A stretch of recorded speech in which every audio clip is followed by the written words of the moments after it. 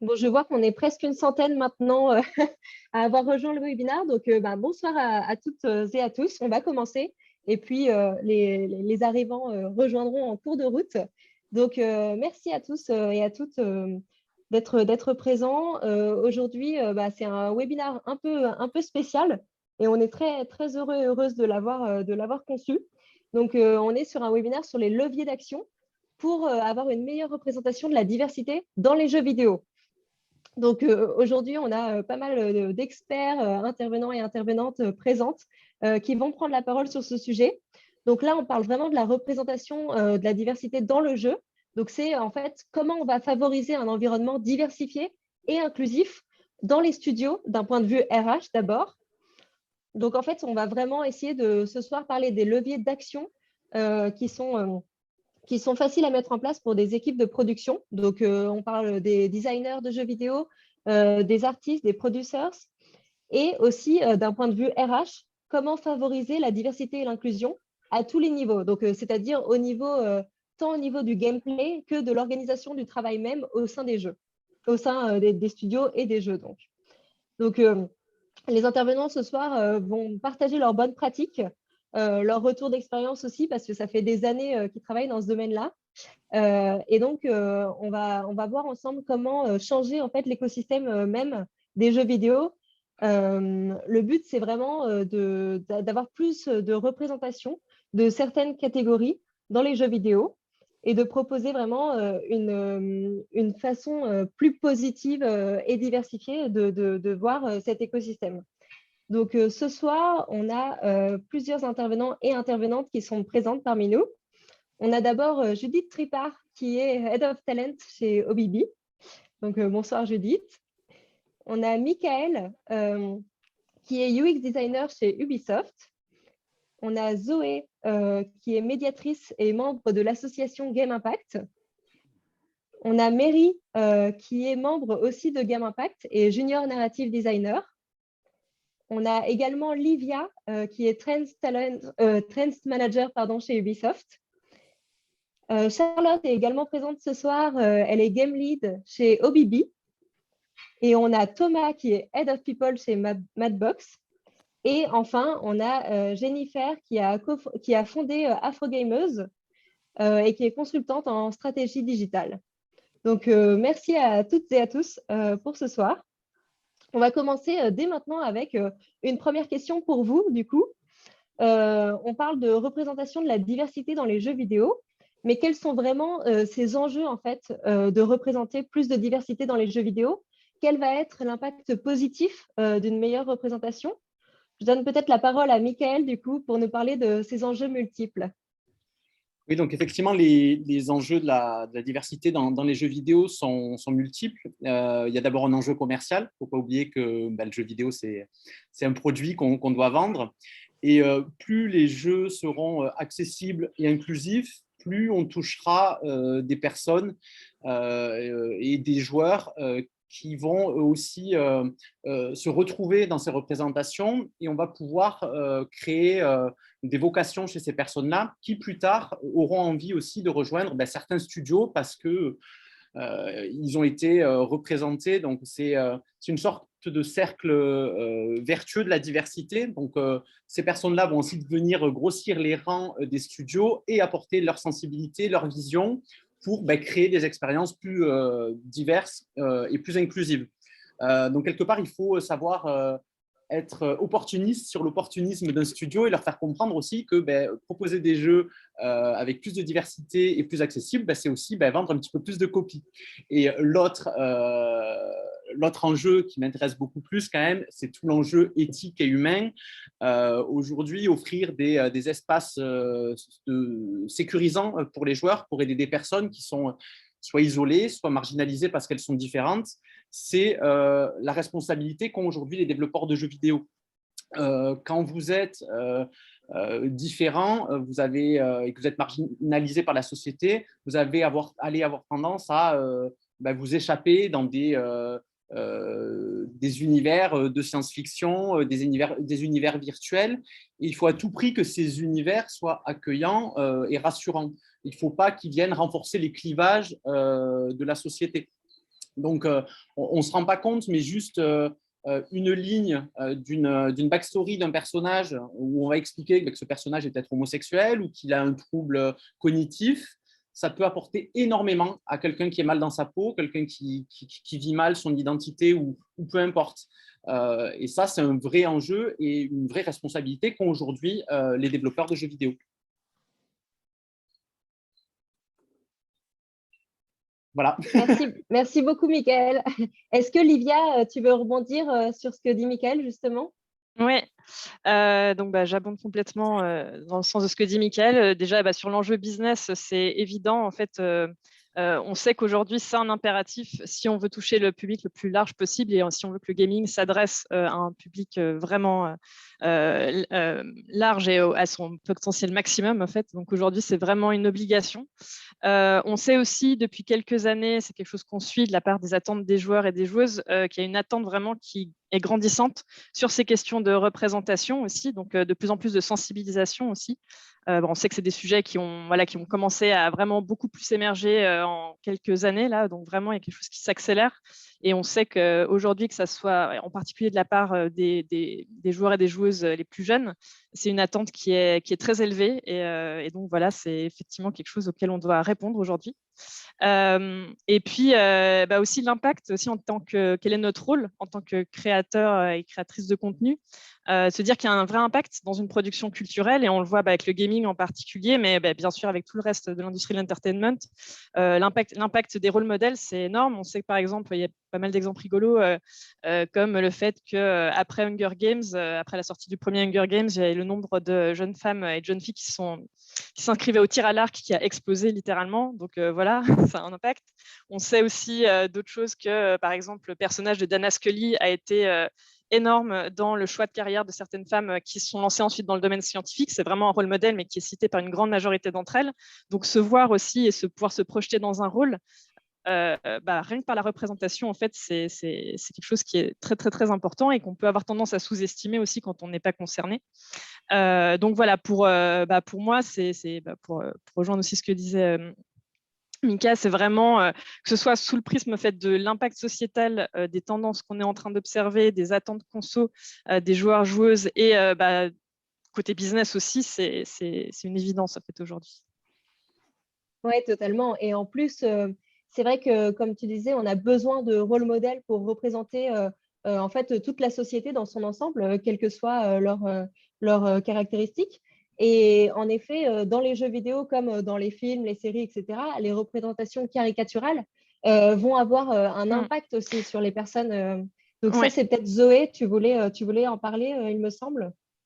Oui, moi, je voulais ajouter que, bien sûr, je suis d'accord avec mes deux collègues sur le fait que les rôles modèles sont très importants et que c'est important d'avoir des modèles positifs, mais il ne faut aussi pas sous-estimer en fait, l'impact que peut avoir chaque nouvelle représentation caricaturale, parce qu'en fait, ça vient s'ajouter à ces stéréotypes nocifs qui participent. Donc, ce qu'on appelle, c'est la discrimination systémique. Et donc le jeu vidéo, mais comme tous les médias, parce qu'il ne s'agit pas vraiment de pointer une responsabilité qui serait propre au jeu vidéo, c'est pareil dans tous les domaines, n'existe pas hors sol en fait. Il n'est pas dans une espèce de bulle spécifique, il est complètement intégré dans la société. Et perpétuer comme ça des stéréotypes, y compris dans le jeu vidéo, ça vient ajouter aux difficultés réelles des populations qui peuvent toucher à des choses très concrètes, que ça soit même des choses aussi sérieuses que l'accès au logement, aux soins, à un emploi stable, le harcèlement sexuel au travail, enfin tout un tas de questions très sérieuses et très concrètes. Et en fait, je pense qu'il ne faut vraiment pas sous-estimer le pouvoir de la répétition, parce qu'à chaque fois qu'on va répéter comme ça une idée, ça va petit à petit infuser dans l'inconscient de manière très puissante. Il y a un compte Instagram que je trouve très bien pour comprendre ce mécanisme. Alors là, c'est sur la grossophobie, ça s'appelle la bande des gros. Et en fait, c'est juste une collection d'images comme ça, de petites phrases qui sont mises dans des films, des séries, avec des petits pics grossophobes. Et il n'y a pas de commentaires, en fait, c'est juste la collection. Et en voyant toute cette masse d'un coup, on réalise vraiment que c'est un ensemble qui s'ajoute petit à petit pour construire, au final, la discrimination à l'échelle d'une société. Et donc, le jeu vidéo a son rôle à jouer là-dedans.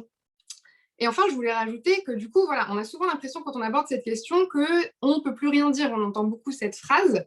Et cette semaine, voilà, j'ai vu passer un texte très intéressant. C'est Claire Touzard qui l'a écrit, qui disait « Il ne faut pas confondre la liberté de parole et le privilège d'une parole unique ». En fait, là, il ne s'agit pas tant de censurer tout ce qui a été fait jusqu'à présent, mais de laisser de la place à d'autres personnes, d'autres voix, d'autres expériences qui jusque-là sont dans le silence. Et d'un point de vue créatif, on a en plus beaucoup à gagner, je pense, d'explorer toutes ces nouvelles pistes, de créer des nouvelles choses, de sortir un peu de ce qui a été fait déjà, et tout en étant un allié et en participant pas à ces discriminations. Mais alors aujourd'hui, dans le jeu vidéo notamment, quels vont être les freins en fait? Qu'est-ce qui empêche aujourd'hui d'avoir plus de diversité et d'inclusion? Peut-être que Livia, tu veux en parler? Oui, alors il y a beaucoup de choses. Déjà, on peut parler des vieux réflexes, hein, tout bêtement. Donc, l'impression qu'on peut avoir toutes et tous de connaître très bien le marché, les attentes, d'avoir un peu les mêmes réflexes au cours des années, en fait. Alors que tout a évolué, encore une fois, très, très vite, que le marché du gaming en particulier, et même de l'entertainment, est extrêmement dynamique, change très vite, et que la cible aujourd'hui n'est plus la même qu'il y a 10 ans et même qu'il y a 5 ans, en fait. Donc, déjà, ça, c'est, je dirais, un premier point. Un autre point, c'est la déconnexion qu'on peut avoir avec les nouvelles générations. Donc, les nouvelles générations de joueurs et de joueuses qui ne vont pas avoir les mêmes attentes et les mêmes priorités en fait, que la cible qu'on a l'habitude, qu'on connaît bien en fait. Donc, on sait que les adolescents et les adolescentes d'aujourd'hui vont, par exemple, avoir déjà dans son ensemble une conception qui est assez différente du gaming. Donc, ça se passe à plusieurs niveaux, hein, que ce soit sur le niveau de socialisation, de perception de valeur, l'importance de l'accessibilité, de la fluidité de l'expérience gaming, et aussi, surtout, des attentes de plus d'implication justement de la part des producteurs et des productrices de contenu sur les questions sociétales et donc de l'inclusion et de la représentation. Voilà le sujet d'aujourd'hui. Donc ça, c'est vraiment un point qui est majeur. Et il y a aussi la difficulté de reconnaître ses propres biais, je dirais. Donc, même si la discussion aujourd'hui, on a l'impression que elle devient de plus en plus courante, c'est difficile. Alors pas pour tout le monde, hein, c'est vraiment humain de reconnaître déjà ses propres biais, de se mettre face à ça, c'est compliqué. Et entre autres pour certains profils créatifs aussi qui vont avoir un petit peu de peine au départ à reconnaître que la perception est biaisée. Et quand on touche à la création aussi, c'est quelque chose de très particulier. Donc ce qu'il faut se rappeler, c'est que c'est le cas de tout le monde. En fait, on est tous et toutes dans le même bateau et que c'est un travail qu'il faut faire et qui est, au début, en tout cas, un peu compliqué. Et donc, savoir qu'on peut reproduire sans le vouloir, hein, généralement, des représentations négatives ou faire des maladresses. Donc, à partir de là, on voit que les équipes peuvent avoir assez facilement de la peur ou du découragement même face à ce sujet-là qui, en fait, qu'on ne maîtrise pas et qui prend de plus en plus d'importance dans notre industrie. Et surtout qui a l'air de plus en plus complexe, en fait. Donc, au fur et à mesure de la discussion, le sujet prend de l'ampleur, devient de plus en plus complexe, et ça devient compliqué pour pas mal de monde, pour tout le monde, en fait, de s'y retrouver, en fait. C'est vrai que les biais conscients ou inconscients sont vraiment… c'est un sujet qui devient phare dans cette industrie. Mais si on peut rentrer un peu plus dans le détail, peut-être sur ces biais, notamment inconscients, peut-être que Michael, toi, tu voulais parler des principaux biais qu'on va retrouver dans cette industrie des jeux vidéo. Oui, effectivement, il y a les biais. Puis les biais, effectivement, c'est de tous les côtés. Je vous donnerai une petite anecdote de mon propre biais à moi aussi, que j'ai eu il y a quelques mois. J'ai été victime aussi d'un biais. Mais effectivement, la problématique aujourd'hui, c'est que l'industrie du jeu vidéo et les directions, les game directions sur les projets sont souvent majorité d'hommes. Donc, c'est quand même assez hétéronormé, formaté. Avec des hommes cisgenres de 35-50 ans. Donc, ça n'empêche pas que ce soit des personnes bienveillantes. Par contre, c'est des personnes qui ne sont pas forcément sensibles à ces sujets ou qui ne les maîtrisent pas. Par contre, c'est des personnes qui décident. Donc, à moins d'avoir des personnes un petit peu punchy dans les équipes qui bousculent un peu les codes et qui mettent des coups de pied dans la fourmilière, c'est très, très compliqué de changer des biais qui sont là depuis 20 ans, quoi. Et effectivement aussi un manque d'objectivité qui fait qu'effectivement aussi on reproduit des choses qu'on connaît, notamment sur la représentation LGBTQ+, et les systèmes de jeu par rapport à ça. Il y a peu de temps, il y a une collègue qui m'a demandé, qui hyper bienveillante, qui voulait faire quelque chose de cool et qui m'a demandé dans le jeu sur lequel je bosse comment on pouvait représenter la communauté LGBT au sein du jeu, créer une communauté diégétique dans le jeu, voir comment on pouvait traiter ce sujet-là. Et en fait, je lui dis, mais il faut juste même dépasser cette notion-là. On a la chance d'être sur un jeu qui est dans le futur, qui est un jeu de SF. On est des pirates, c'est dans je ne sais pas combien de millions d'années. Est-ce que ces sujets-là, on ne les aura pas dépassés? Et en fait, il n'y a même plus de communauté LGBT. Je veux dire, tout le monde fait ce qu'il a envie et il faut juste qu'on arrive même carrément à dépasser ces notions qui sont complètement formatées et limite archaïques quand on parle d'un jeu du futur. C'est exactement la même chose pour la question du genre. Ça fait 20 ans que quand on crée un personnage, on nous demande de choisir si on est un homme ou une femme. Pourquoi aujourd'hui, on ne dépasse pas ce sujet-là? Surtout s'il n'y a aucun impact gameplay derrière. Faut imaginer qu'il y a des personnes qui se battent pour leur identité de genre. Désolé, j'ai l'accent du Sud là qui a fait un bon. Pour leur identité de genre déjà dans la vie. Ils n'ont pas besoin, au moment où ils veulent échapper à ça et se changer les idées, il y a un jeu vidéo qui leur rappelle qu'ils doivent faire un choix et qu'ils doivent être mis dans une case. Donc, il faut juste se poser la question, challenger le truc et voilà, et voir comment on peut répondre au mieux à ce sujet-là. Et s'il n'y a pas de contraintes niveau gameplay, niveau message du jeu, ben, on dépasse tout ça. Et il y a des choses très, très simples à faire. Et ces biais-là, comme je le disais tout à l'heure, on en est tous victimes. Moi, je joue beaucoup à Genshin Impact, qui est un gros phénomène là, de jeux chinois. Et il y a une backstory à un moment, et il y a un des personnages principaux qui dit mes papas m'ont offert un gâteau pour mon anniversaire. Donc moi, j'étais comme un ouf. Je dis, mais trop bien. Ils assument totalement que ben, c'est une paternité avec 2 papas et tout, génial. Donc j'étais là, j'ai publié un truc sur LinkedIn en disant ouais, super, machin. Et en fait, pas du tout, parce qu'en fait, c'est juste que c'est un personnage qui a été élevé que par des hommes et tous les hommes du clan qui l'ont élevé, ils les appellent mes papas. Et donc moi-même, je me suis fait avoir par mes propres biais parce que j'ai trouvé ça tellement cool que je suis parti sur un truc qui était un postulat qui était faux en fait. Donc voilà, on n'est pas là non plus pour juger les gens qui ont des biais. Tout le monde a des biais.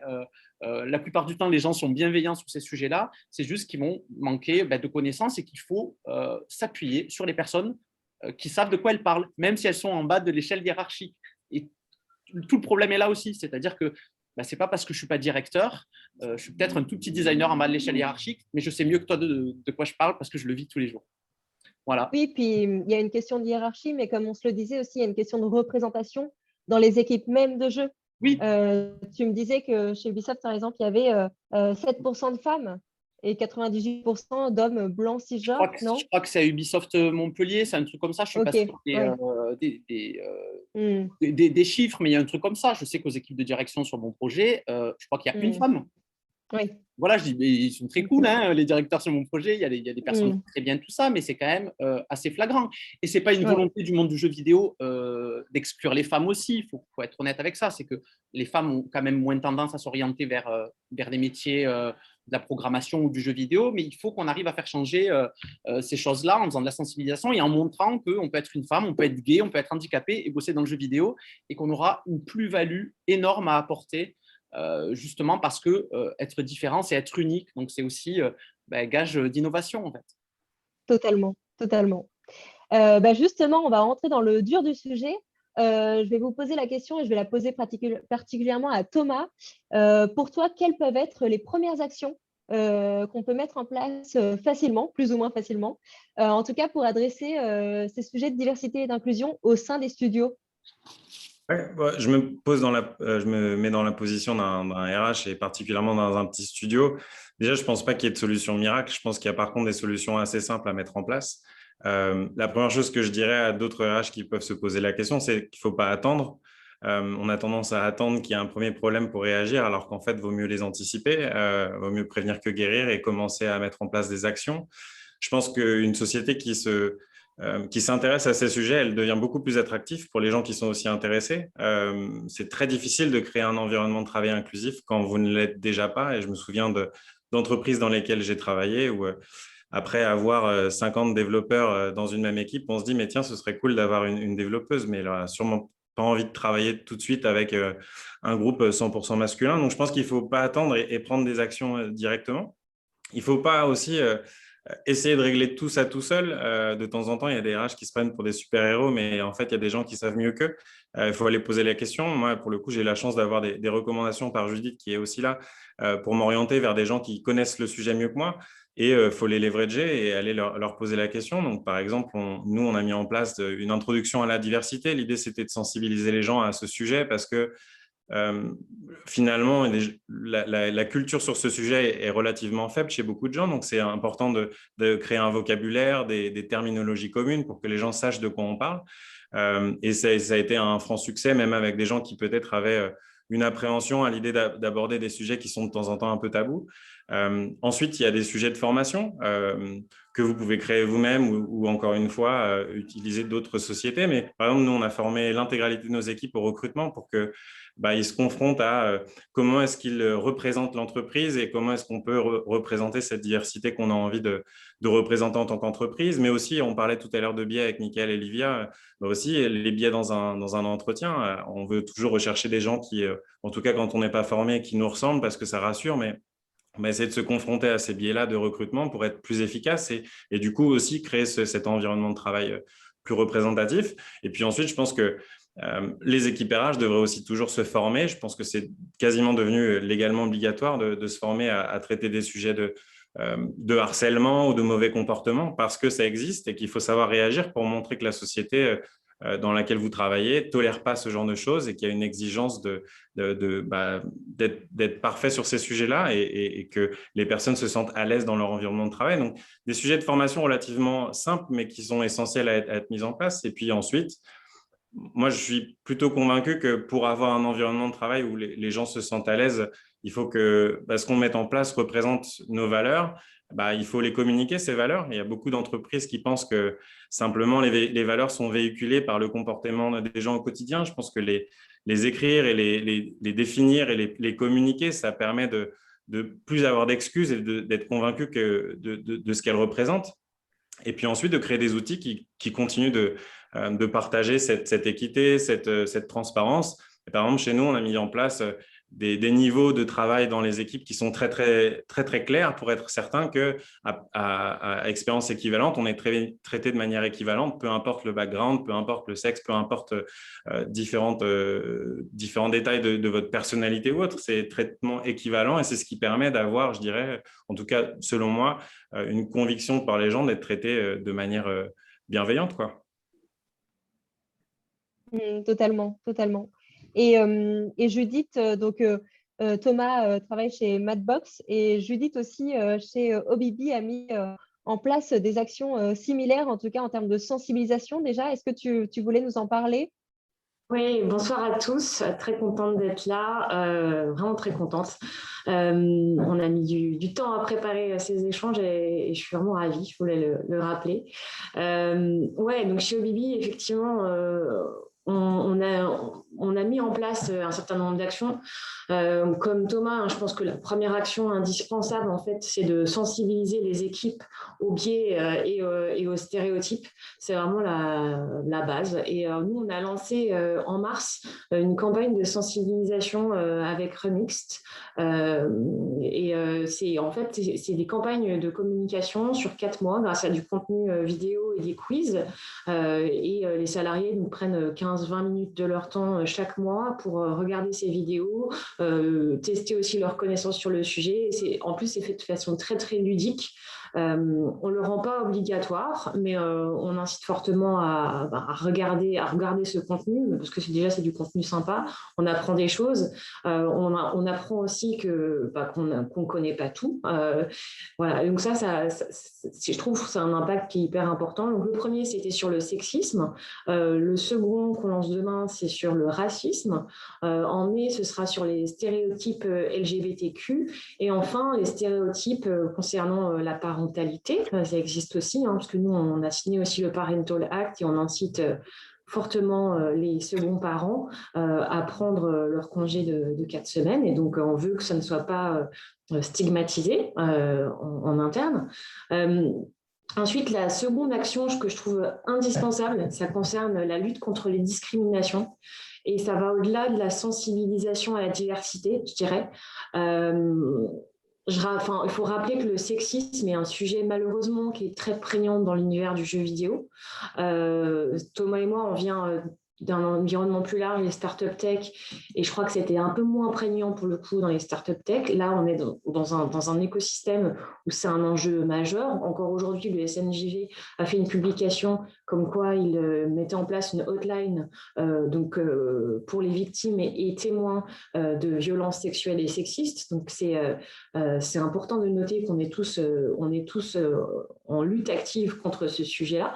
Nous, on l'a mis dans notre Employee Handbook, donc un peu le manuel de référence pour nos salariés. Je suis référente sur le sujet avec une tolérance zéro, mais c'est important de communiquer là-dessus. La troisième action, c'est pour moi qui est importante, c'est la mise en place d'une culture de travail inclusive. Qu'est-ce que ça veut dire? Ça veut dire que c'est bien d'avoir des personnes qui ont des profils divers, mais c'est aussi important que tout le monde se sente accueilli, bienvenu et faisant partie en fait de la communauté. Je vous donne un exemple très concret. Si vous organisez systématiquement des after-work tard, vous excluez les parents. Si c'est par exemple des after-work dans des pubs où tout le monde boit des bières, vous excluez ceux qui ne boivent pas d'alcool pour des raisons variées. Si vous organisez uniquement des activités du type lancer de hache, oui ça existe, ou du laser game, vous excluez potentiellement les femmes. Donc, je vais vous donner un exemple un peu anecdotique. Pour la Saint-Valentin, nous, on avait fait un after-work et notre super CFO est le master du quiz chez nous, et il nous avait organisé un quiz sur le thème de l'amour et des films d'amour. Voilà, ça a été un gros succès. Effectivement, ça pourrait être considéré pas très masculin. Tout le monde a participé dans la joie et la bonne humeur. Voilà, donc c'est un exemple.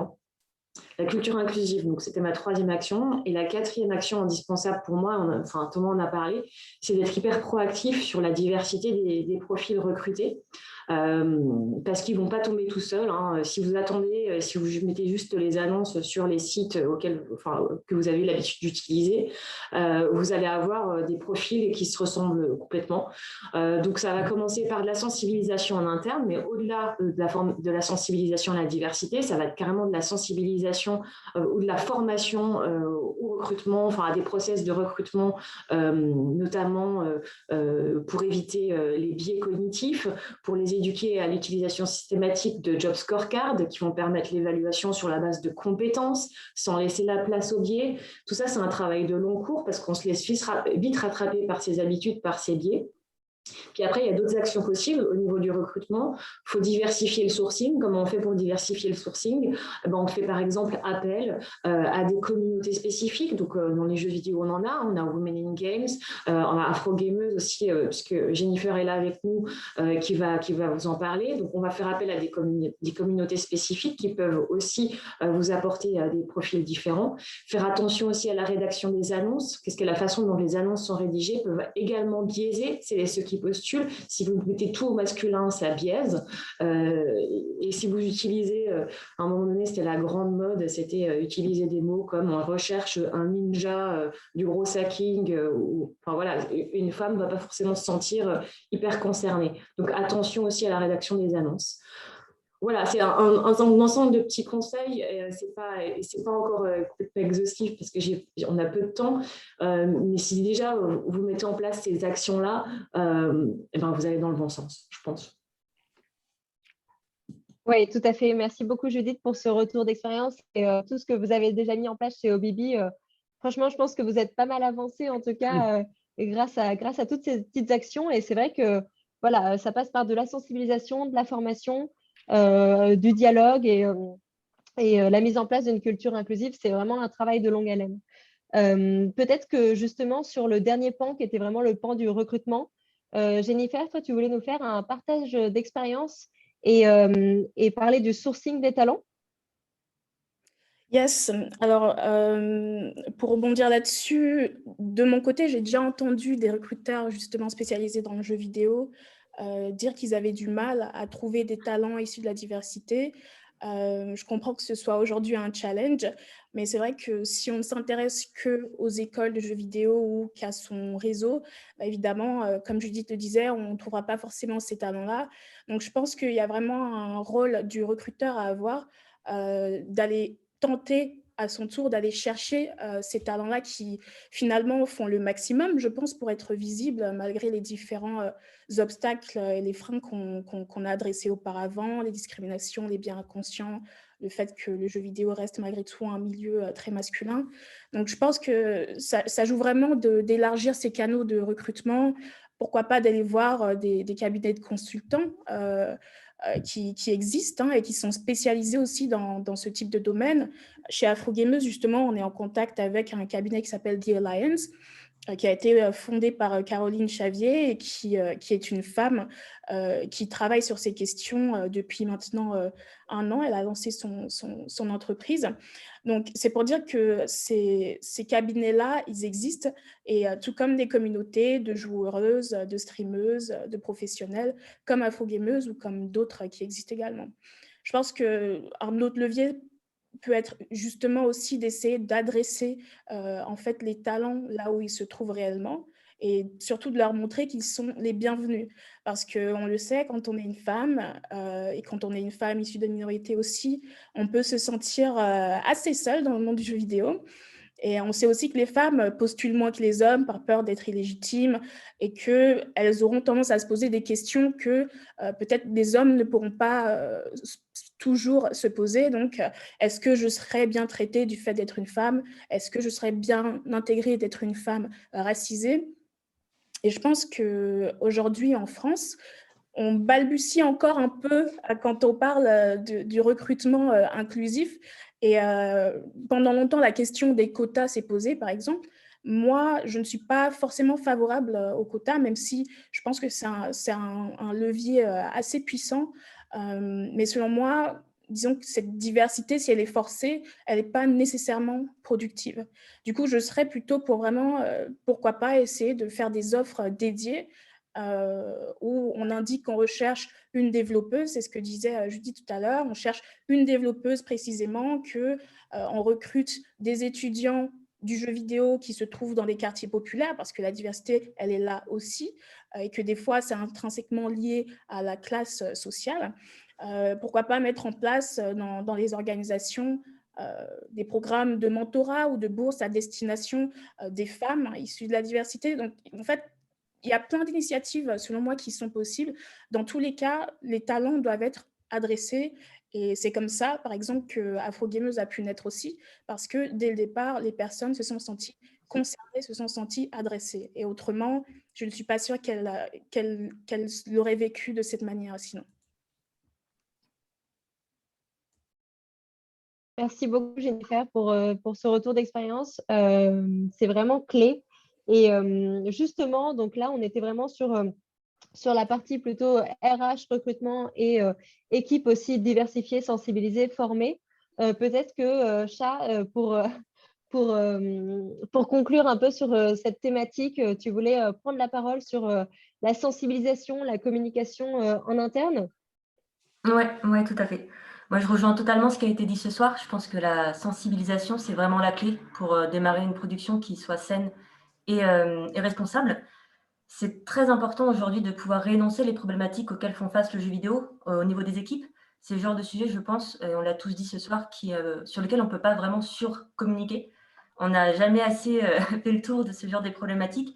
Donc, c'est important de pouvoir ouvrir aussi au niveau des équipes des espaces de parole, de leur faire bien comprendre les enjeux, justement, et les besoins qu'on a de représenter et de mieux représenter la diversité dans le jeu vidéo. Et que ce soit clair, c'est un sujet qui est très, très compliqué. On comprend qu'il y a des enjeux qui sont majeurs pour l'évolution de la société. Et on ne s'attend pas, en fait, que tout soit parfait du premier coup. Tout le monde fait des erreurs, moi la première. Mais le plus important, c'est vraiment d'essayer d'entretenir cette volonté d'améliorer les choses, d'essayer de continuer, de faire en sorte que tout le monde soit au courant et partage cette volonté d'améliorer les choses. J'ai beaucoup de chance ce soir d'être accompagnée de personnes extrêmement talentueuses. Moi, je ne considère pas que j'ai un tiers de leurs compétences et connaissances sur ces sujets-là. Mais par contre, je suis bien déterminée à essayer de changer les choses. Et je pense qu'on n'a pas besoin véritablement d'être expert ou experte pour pouvoir mener du coup cette bataille de front. Comme l'ont très bien dit Thomas, Jennifer, Judith, on peut se faire accompagner, on peut demander de l'aide et on peut essayer du coup de faire le premier pas accompagné d'une équipe qui partage les mêmes convictions. Totalement. Merci beaucoup, Charlotte. Et justement, c'est en diversifiant aussi vos équipes, en essayant de trouver des talents voilà, assez variés, de backgrounds différents, de cultures différentes, des femmes, des personnes LGBTQ+, des personnes en situation de handicap, que vous allez justement créer une intelligence collective et beaucoup plus de créativité au sein même des jeux vidéo. Donc là, c'est justement le sujet qu'on va évoquer, mais c'est vraiment ce cercle vertueux qu'on va aller chercher en travaillant sur ces sujets de fond. Donc là, on va vraiment parler des premières actions qui sont possibles de mettre en place pour représenter des personnages plus diversifiés au sein même des jeux vidéo, au-delà même du coup des personnes que vous allez recruter dans vos équipes. Donc pour ça, je vais laisser la parole à Zoé de chez Game Impact, donc, qui va présenter aussi le carnet Représenter la diversité qui a été créé par l'association Game Impact. Oui, donc ce carnet, donc, c'est vraiment un petit carnet à feuilleter comme ça qu'on a créé comme support pédagogique. En fait, il y a 2 ans, on a animé une game jam pour les 20 ans d'Epitech qui avait pour thème donc, les discriminations sociales. Et donc, l'idée, c'était de vraiment créer un petit document qui soit synthétique, puisque c'était vraiment pour, comme disait Charlotte, hein, c'était vraiment la même philosophie. On ne voulait pas que les étudiants se sentent écrasés par la masse de la tâche, en fait, parce que c'est vrai que c'est une tâche d'une certaine ampleur. Et on voulait du coup faire voilà, cette petite chose très synthétique, très pratique à utiliser, voilà, que j'ai conçu pour qu'on puisse justement l'imprimer, le feuilleter, l'utiliser vraiment. Et surtout, en fait, donc moi, je suis plutôt spécialisée dans la production de documents pédagogiques et donc en médiation. Et en fait, j'ai voulu vraiment mettre l'accent sur des petits pas positifs qu'on peut faire. Je n'ai pas voulu m'attarder sur toute la théorie de dire tout ce qui ne va pas, tout ce qui est mal fait, etc. C'est une part qui est importante, c'est une part de recherche qui est nécessaire pour connaître les discriminations, pour savoir comment elles fonctionnent. On ne peut pas fonctionner sans cette recherche de base, mais en fait, au moment où on se met dans la création, ce n'est pas le moment de penser à ça, en fait, parce que sinon, on se retrouve complètement avec... on est là, on se dit, mais moi, je vais tout faire de travers, comme disait Charlotte, c'est trop impressionnant. Et du coup, donc là, pour chaque sujet, à chaque fois, j'ai vraiment fait un petit résumé de la question, mais vraiment très rapide. Et ensuite, j'ai décidé de rajouter des petits pas, c'est presque comme des exercices d'écriture, des exercices d'imagination, pour vraiment entrer dans l'action tout de suite. Parce qu'au final, la solution, c'est ça, c'est bien sûr de se renseigner, mais d'être dans l'action. Et donc là, même le carnet, donc vous pouvez le retrouver en téléchargement sur le site de Game Impact. Et aussi, à l'occasion de la conférence, on a édité la bibliographie que j'ai utilisée pour l'écrire. Donc, vous aurez tous les articles, les sites des ressources, etc. Et en fait, c'est vraiment une porte d'entrée. Hein. C'est une synthèse très vaste du sujet. Après, c'est à chacun, en fonction de sa curiosité, de ses sensibilités personnelles, des problématiques qui vont le toucher aussi, d'explorer pas à pas dans des domaines variés. Et donc l'important, voilà, comme disait Charlotte, vraiment j'abonde dans son sens, il faut se renseigner, mais surtout il faut essayer, il faut faire des maladresses, et c'est comme ça qu'on va avancer tous ensemble. Et Charlotte, justement, chez OBB, vous avez utilisé ce carnet en question. Est-ce que tu peux nous faire un retour d'expérience sur ce carnet? Oui, alors voilà, moi, j'ai trois petites choses à partager. La première, c'est probablement la plus importante, c'est effectivement de récupérer ce carnet, de l'imprimer, de le partager avec ses équipes. C'était Judith qui nous l'avait partagé de mémoire il y a plusieurs mois de cela. Je remercie encore énormément Zoé et Game Impact du coup de l'avoir fourni gratuitement.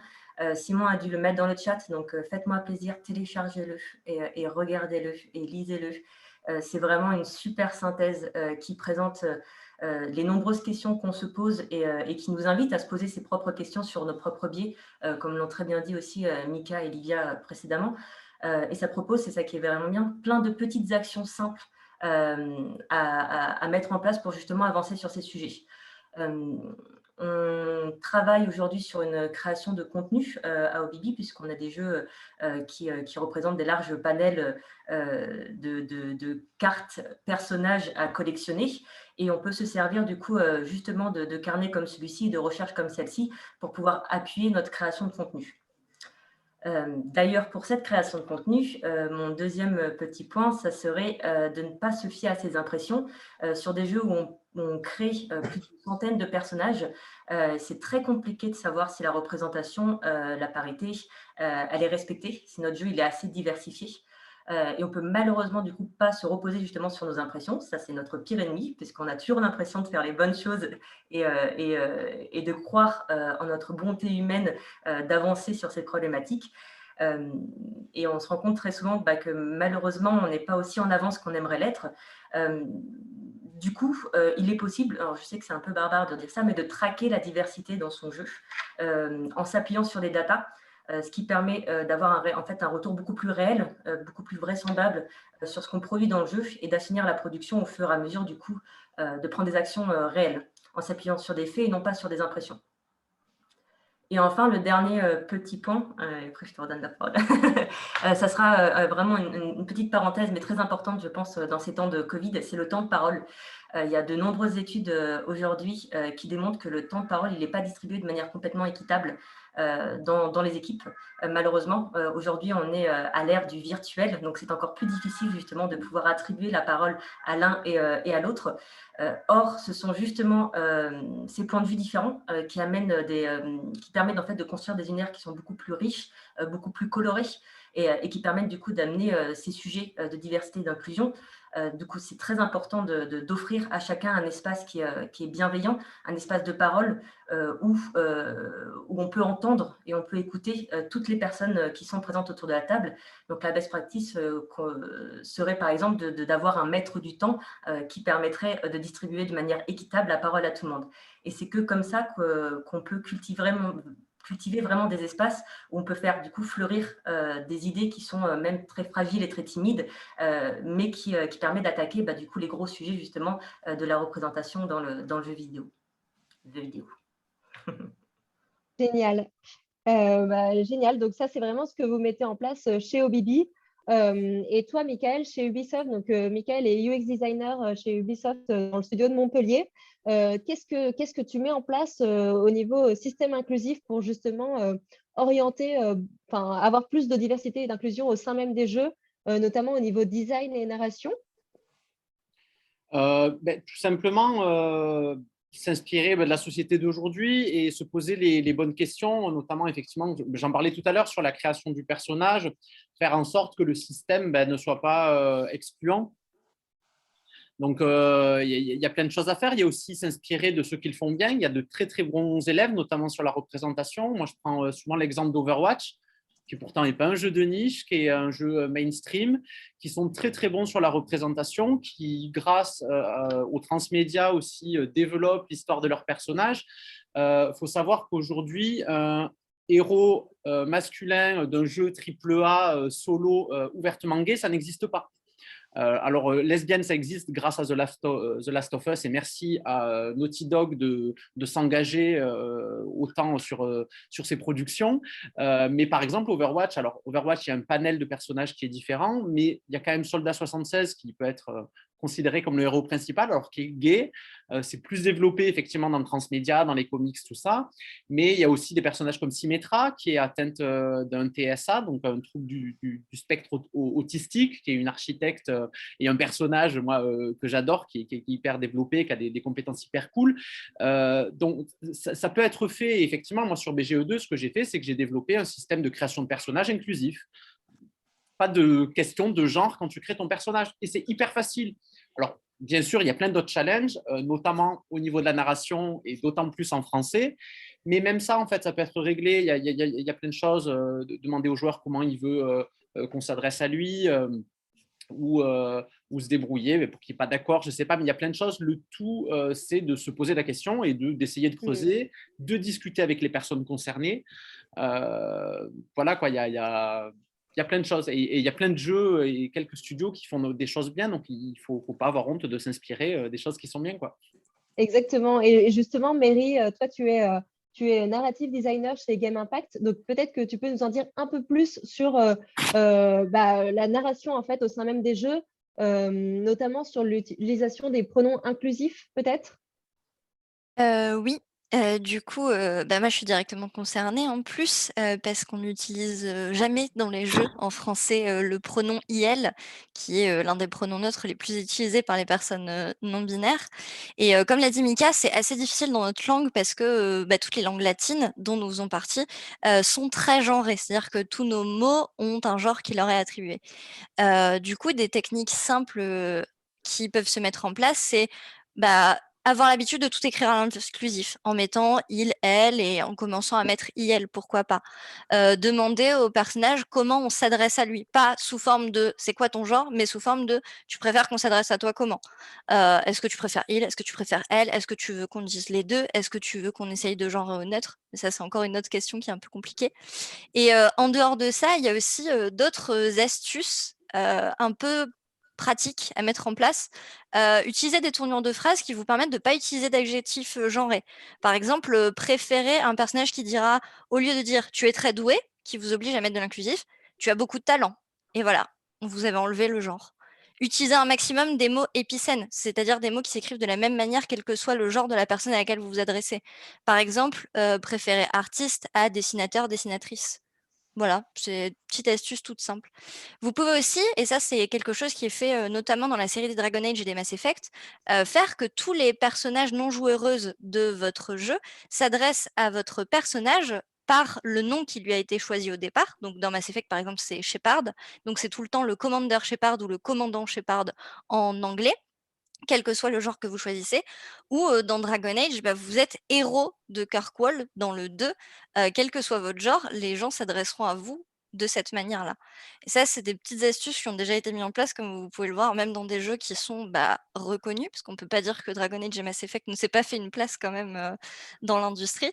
Et du coup, voilà. Après, on ne se cache pas que c'est beaucoup plus simple en anglais, par exemple, parce qu'en anglais, on a le they. Le they est magique, c'est le neutre.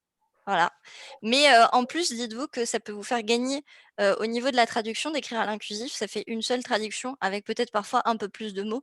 Mais vous avez juste à mettre… Moi, je préfère le tiret personnellement qui est plus facile à lire pour la plupart des personnes qui ont un trouble 10. Mais vous pouvez aussi mettre un point médian ou un point. Ça, c'est au choix de chacun, chacune et de l'esthétique aussi. La team design aura son truc à dire là-dessus. Mais voilà, il y a des solutions. On peut les mettre en place. Donc, n'hésitez pas à essayer. Et ce sera reconnu de toute façon d'essayer de faire ça. Totalement, totalement. Et justement, on va aussi parler des caricatures dans les jeux vidéo. Donc, sur la question du genre, on a eu pas mal de caricatures au sein même des jeux. L'industrie s'améliore au fur et à mesure, mais sur la question des femmes, on a beaucoup de caricatures encore aujourd'hui et les femmes dans certains jeux vidéo sont vraiment objectivées. Donc, est-ce que Livia, tu voulais nous parler de ce travail-là qu'on a encore à faire pour beaucoup de jeux? Oui, donc là encore, il y a pas mal de choses à faire déjà pour réfléchir ensemble et se poser la question de la représentation des personnages féminins qu'on peut avoir dans son jeu. Donc déjà, je dirais un premier travail à faire, c'est sur les tropes. Donc les tropes, c'est des clichés narratifs, on va dire en gros, qui ne sont pas forcément négatives. Hein. C'est aussi d'avoir c'est aussi des choses qu'on utilise parce que c'est simple à comprendre. Mais le problème, c'est qu'il va y avoir des tropes qui vont être assez négatifs. Donc là, concernant les personnages féminins, il y en a pas mal. Donc là, il suffit de se renseigner un petit peu, déjà de regarder voilà, qu'est-ce qui existe. Et donc voilà, ça va être généralement des tropes qui sont assez réducteurs, qui se répètent et qu'on peut éviter facilement une fois qu'on en a connaissance, ou en tout cas checker, vérifier si on ne rentre pas dans un trope sur les personnages qu'on a voulu créer. Donc voilà, parmi les tropes qui sont assez connus, il y a celui de la Schtroumpf, le syndrome de la Schtroumpfette, par exemple, qui est qu'on voyait beaucoup dans les films de super-héros un peu au début de Marvel, c'est-à-dire le groupe d'hommes et une seule femme, enfin un seul personnage féminin. Donc voilà, c'est des choses qu'on peut regarder et identifier assez facilement. Il y en a plein d'autres. Hein. Vous pouvez faire vraiment une recherche Born Sexy Yesterday, la Dragon Lady, il y en a beaucoup. Et déjà, si on peut éviter ça, c'est déjà bien. Ensuite, il y a pas mal d'autres choses qu'on peut se poser comme question. Donc, il y a la question du nombre. Donc voilà, quel est le nombre de personnages féminins voilà, justement, qu'il y a dans votre production, de l'interaction qu'elles vont avoir entre elles, parce que souvent voilà, l'interaction va se créer entre les personnages masculins et les personnages masculins et féminins, et moins facilement entre les personnages féminins, de la profondeur aussi de ces personnages-là.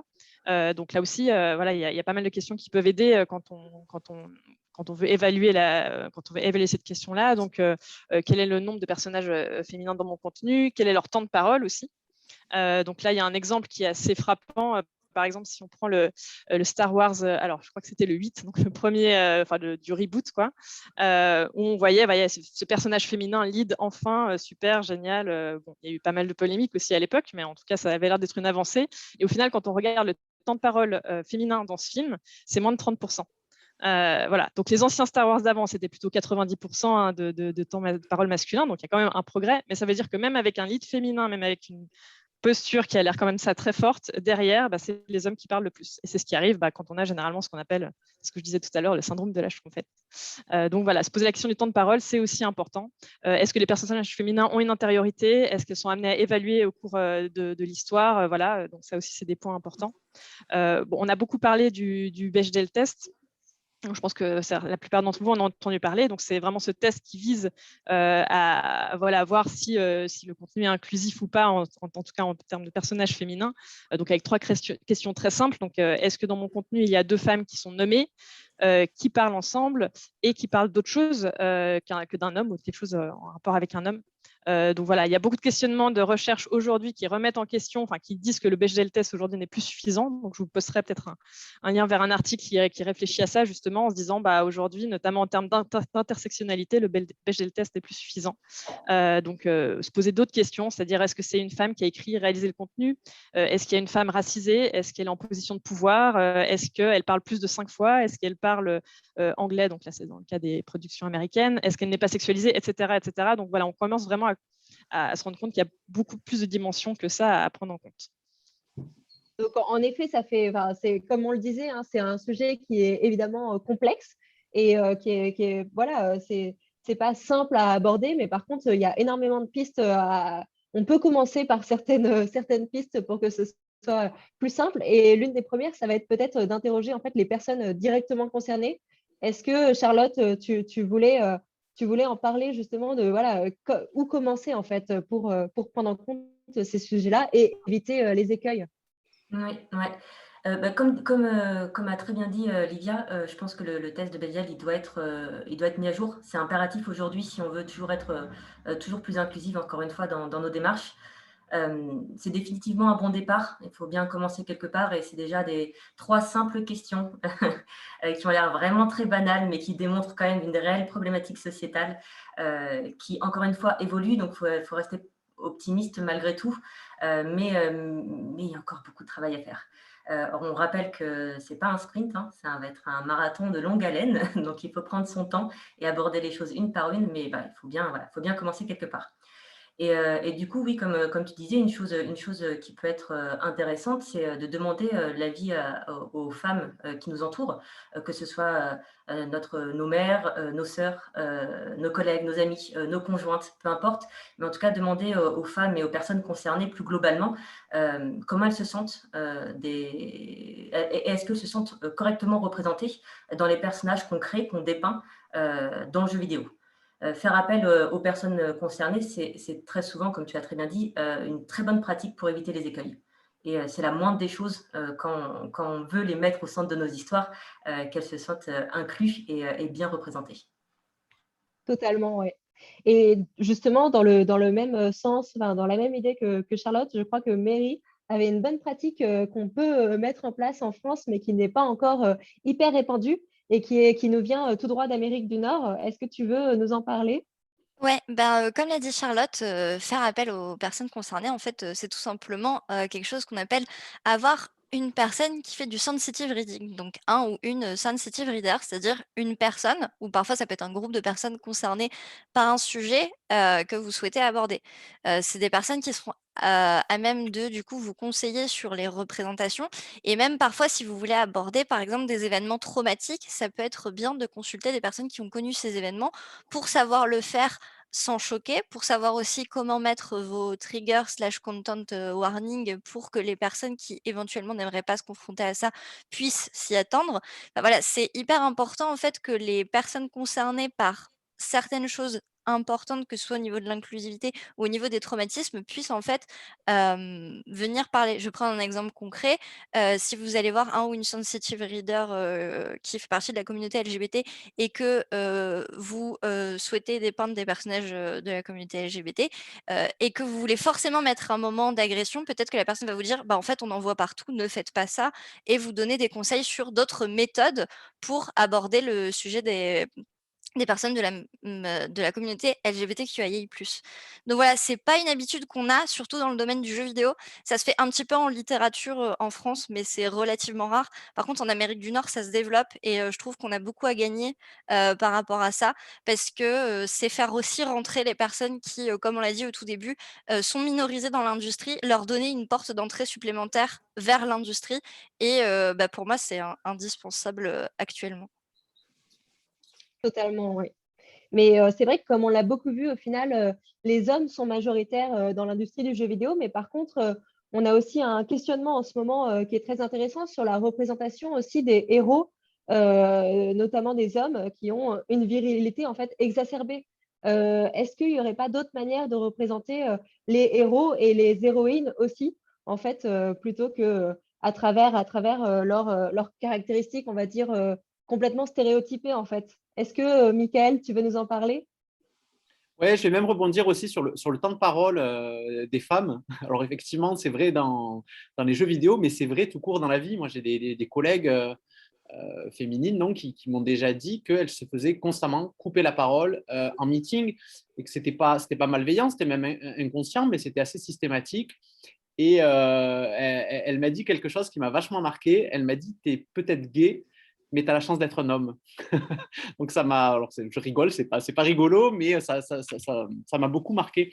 Et effectivement, ce problème-là de la caricature et des biais, et ça marche aussi pour les hommes. Les hommes, quand ils ont envie de représenter des hommes dans un jeu vidéo, ils vont vouloir représenter l'homme peut-être qu'ils aimeraient être, donc des mecs musclés, virils, tout ça, et c'est pas forcément hyper représentatif. Moi, je me suis rendu compte sur mon projet, par exemple, qu'il était beaucoup plus facile de faire passer la représentation d'une femme corpulente dans le jeu qu'un homme corpulent. Et qu'aujourd'hui, un personnage qu'on appelle le personnage en termes de morphotype, le personnage moyen, il est gaulé comme un dieu grec. Donc moi, j'aurais dit, moi, je veux bien, hein, si tous les mecs moyens sont gaulés comme ça, moi, je veux bien être un mec moyen. Mais ouais, c'est ces clichés-là qui perdurent sur des années aussi. Comme moi, je ne veux plus jamais entendre les joueurs veulent jouer des femmes sexy. C'est faux, en fait. Des fois, oui, on a envie, et des fois, non. Et on a envie de jouer n'importe quel type de joueur. Dans Overwatch, des personnages comme Mei ou comme Zarya, par exemple, elles sont énormément jouées par les joueurs. Et c'est effectivement elles ne rentrent pas dans les canons de beauté qu'on peut voir ailleurs, quoi. Donc, ouais, c'est toujours pareil, on tourne en rond sur ce truc-là, mais en fait, juste demander aux personnes concernées, elles sauront sûrement mieux que vous comment adresser le sujet qu'elles vivent, qui les concerne depuis toujours, quoi. Totalement. Et c'est vrai que sur certains jeux vidéo comme Overwatch ou The Last of Us, numéro 2, on voit qu'il y a vraiment une amélioration et un enrichissement quand même de ce côté-là des industries culturelles, notamment de l'industrie du jeu vidéo. Est-ce que Charlotte, toi, tu voulais parler de ces enjeux-là, notamment à travers la représentation de la communauté LGBTQ+? Ouais. Encore une fois, comme tu l'as très bien dit, on tend vers un enrichissement des industries culturelles. Donc, il faut voir ça comme une très belle opportunité pour nous de toujours pousser ce combat un peu plus loin. Mais il reste aussi beaucoup à faire. Et c'est primordial aujourd'hui que ça avance. Ces représentations, ce ne sont pas juste là pour satisfaire des quotas, mais c'est aussi, comme l'a très bien dit Mika et Livia, si je ne me trompe pas, important de donner un modèle et de la visibilité à ces communautés. Grandir sans ces représentations, c'est une violence à laquelle beaucoup de personnes ont dû faire face. C'est pas forcément évident à expliquer et à créer une empathie sur ce genre de violence et de douleur qu'on a subi quand on était plus jeune, quand on n'arrivait pas à retrouver ces modèles dans nos familles, autour de nous, et qu'on se tournait vers les médias, et que ni dans les films, ni dans les jeux vidéo, on était capable de voir des personnes qui nous ressemblaient.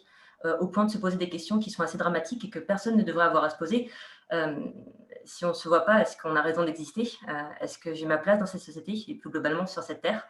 Et c'est des questions qui sont très tragiques, qui sont malheureusement encore perpétuées par les stéréotypes, puisque lorsque on a ces représentations, elles peuvent être dépeintes d'une certaine manière stéréotypée et violente, qui poussent malheureusement pas à l'acceptation de soi-même. Et c'est pour ça, moi, que j'adore j'adore mon boulot, j'adore le jeu vidéo, parce que je pense véritablement que ce sujet de l'inclusion, de la diversité, il peut être magnifiquement bien exploité dans le jeu vidéo. Et c'est un médium qui est incroyable pour pouvoir justement inspirer, éduquer nos communautés et soigner les personnes qui ont été en manque. C'est très cliché de dire en manque d'amour, mais en tout cas en manque d'acceptation.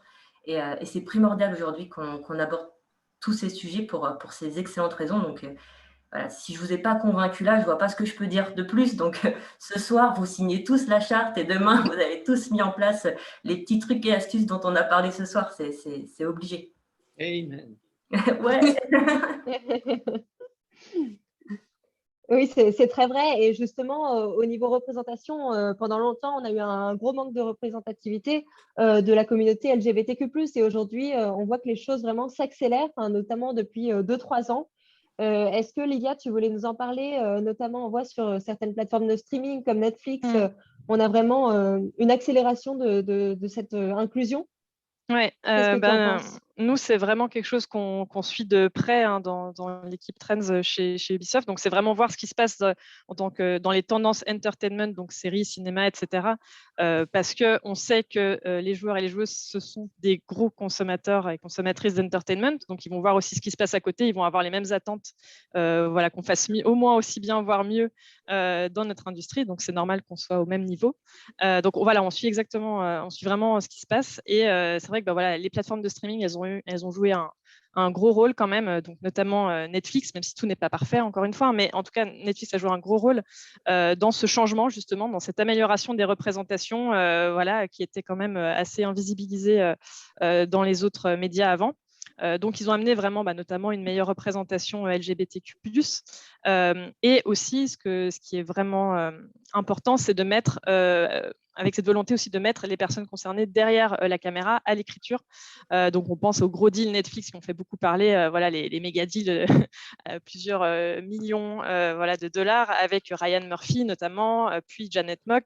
Ça va continuer encore, mais pour créer vraiment des contenus créés par voilà, des personnes concernées qui vont amener bien sûr une richesse, une justesse aussi et qui vont donner enfin des voix à ces personnes voilà, qui n'avaient pas du tout voix au chapitre avant. On voit aussi qu'il y a une meilleure représentation des personnes trans.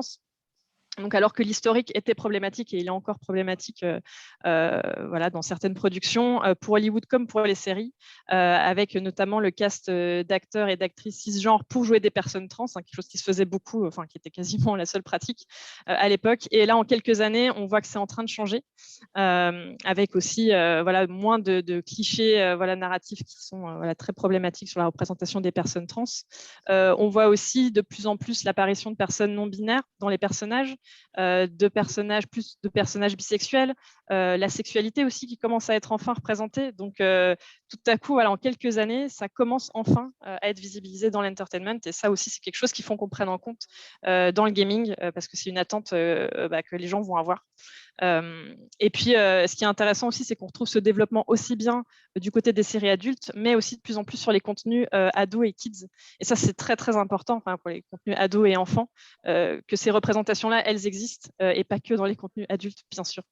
Donc voilà, et ça répond vraiment bien aussi, parce que Netflix le fait aussi pour le business, il ne faut pas se leurrer, mais c'est aussi parce que ça répond aux attentes d'une nouvelle génération qui a une vision beaucoup plus fluide à propos de tout ce qui est les questions de genre et d'identité, de sexualité, et comme je disais, qui attend beaucoup plus en termes de représentation. Donc voilà, ces plateformes-là savent très bien que sinon, c'est se couper aussi d'une nouvelle audience. Donc voilà. Exactement. Et justement, quand on parle de représentation diversifiée, nous, quand on parle de diversité, on en parle vraiment de manière très large. Donc, comme on se le disait, on a parlé de la diversité, donc de la mixité homme-femme, de la communauté LGBTQ+, des personnes en situation de handicap.